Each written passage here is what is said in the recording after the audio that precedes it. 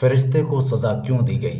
ایک دن حضرت جبرائیل علیہ السلام دربار رسالت میں حاضر ہوئے اور عرض کی، یا رسول اللہ صلی اللہ علیہ وسلم، میں نے ایک عجیب و غریب واقعہ دیکھا ہے۔ حضور نبی اکرم صلی اللہ علیہ وسلم نے پوچھا، وہ واقعہ کیا ہے؟ جبرائیل علیہ السلام نے عرض کی، یا رسول اللہ صلی اللہ علیہ وسلم، مجھے کنویں کاف جانے کا اتفاق ہوا۔ مجھے وہاں فغان رونے چلانے کی آواز سنائی دی۔ جدھر سے آواز ہی آ رہی تھی، میں ادھر کو گیا تو مجھے ایک فرشتہ دکھائی دیا، جس کو میں نے اس سے پہلے آسمان پر دیکھا، جو کہ اس وقت بڑے اعزاز و اکرام سے رہتا تھا۔ وہ ایک نورانی تخت پر بیٹھا رہتا، 70,000 فرشتے اس کے گرد صف بستہ کھڑے رہتے تھے۔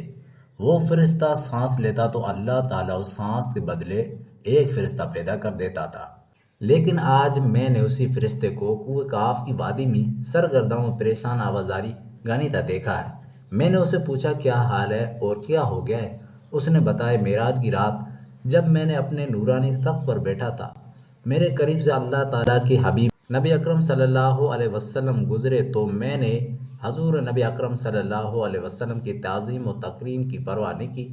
اللہ تعالیٰ کو میری یہ ادائیہ بڑا ہی پسند نہ آئی اور اللہ تعالیٰ نے مجھے ذلیل کر کے انکار دیا۔ پھر اس نے کہا، اے جبرائیل علیہ السلام، اللہ کے دربار میں میری سفارش کر دو کہ اللہ تعالیٰ اس غلطی کو معاف فرمائے اور مجھے بحال کر دے۔ یا رسول اللہ صلی اللہ علیہ وسلم، میں نے اللہ تعالیٰ کے دربار بے نیاز نہایت عاجزی کے ساتھ معافی کی درخواست کی۔ دربار الہی سے ارشاد ہوا، اے جبرائیل علیہ السلام، اس فرشتے کو بتا دو اگر یہ معافی چاہتا ہے تو میری نبی صلی اللہ علیہ وسلم پر درود پاک پڑھے۔